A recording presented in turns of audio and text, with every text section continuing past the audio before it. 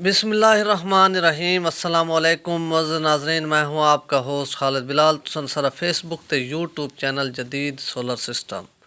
उम्मीद करना कि सारे दोस्त खैरियत नाल होसन ते सोलर के हवाले नाल ही अपडेट, क्योंकि सोलर के रेटां दे विच कुछ रद्दो बदल आए। अज साढ़े लिए दी पोजीशन मार्केट दी रहेगी वो तुहाडे नाल शेयर करने हैं। और सब तो पहले मैं कुछ ये दस्सी वजां कि जेरे ऑफ ग्रिड इन्वर्टर हैं पे 7 kV 5 kV और 10 kV 15 kV तक ये सारे कुल होने सा खुद तैयार करें। अगर कहीं दोस्त को ज़रूरत होए तो वह भी सारे कुल मंगवा सकते। और मंडी बाउद्दीन फालिया के अंदर कहीं दोस्त को ज़रूरत होए वो इन्वर्टर भी उत्था मिल वेंदे और सोलर पैनल भी उत्था मिल वेंदन। अगर कहीं कोई इन्वर्टर गिनना हो ट्यूबवैल वास्ते वो भी उत्था मिल वैसी और उको मोटर भी उत्था मिल वैसी, क्योंकि सारा समान उत्था फालिया के अंदर वेंदा रहंदे। हर हफ्ते या 15 दिन बाद माल वेंदे तो वह उको उत्था मिल वैसी। और ये उसी कि जड़ा यानी कि इत्थों सारे लइए दा रेट होसी उंदे तो यानी कि जरा किराया पोसी वो पे करना पोसी तो माल को जड़ा साको आर्डर करे सी इंशाल्लाह माल को उत्था मिल वैसी। और इस तो इलावा मैं स्पेशल इंशाल्लाह सप्लाइयां दे उत्ते जेडे इन्वर्टर पे ऑफ ग्रिड जेडे लोकल बने उन्होंने उत्ते वीडियो भी इंशाल्लाह मैं जल्दी बने सा और उनकी तफसील भी दसे सा। तो सब तो पहले हूँ तो कोई पोजीशन दसा सोलर दी। तो इस टाइम जी मार्केट के अंदर सारे लइए दे पोजीशन है पई।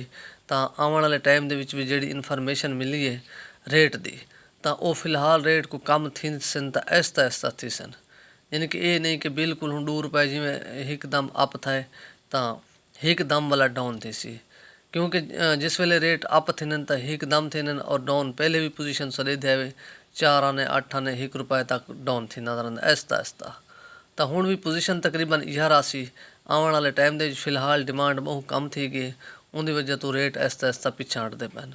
हो सकते आने वाले टाइम के मजीद डिमांड बढ़े तो अज भी कुछ नॉर्मल पोजीशन की डिमांड रह गई तो मजीद भी काफ़ी दोस्त राबते चिन। बस ये रेट तो हूँ बेहतरीन है ₹40 या ₹38, तो उनकी वजह तो चाहते भी काफ़ी लोग पाइन।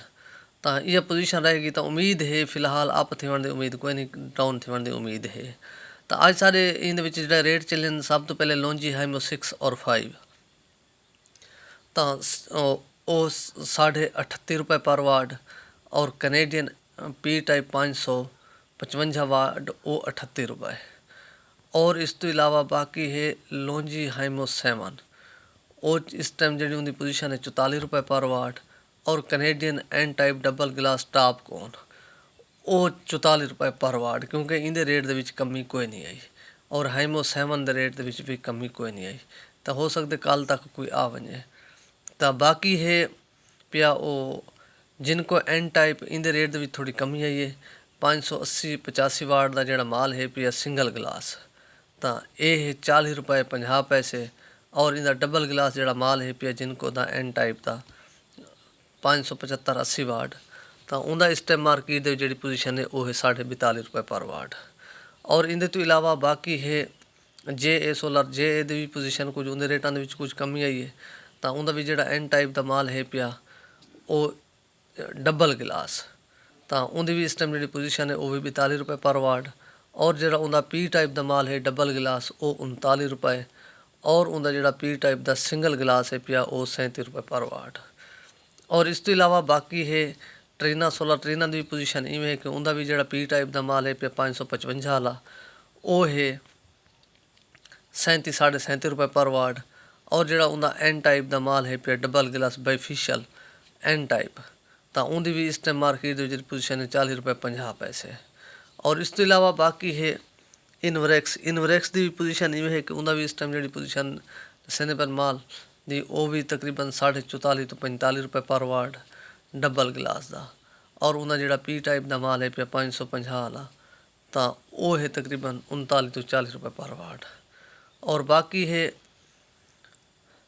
सोगो कंपनी दे जी प्लेट है पई सोगो 540 वाट उनकी भी इस टाइम जी मार्केट के अंदर पोजीशन है पई वो भी तकरीबन 38-38.5 पर वाट है। और इस तो इलावा बाकी भी काफ़ी माल हिन पे तो इंशाल्लाह जी भी पोजीशन हो सी वो भी थोड़ा शेयर करे सो इन अपना ख्याल करे सो दे सो इजाज़त। अल्लाह हाफिज़।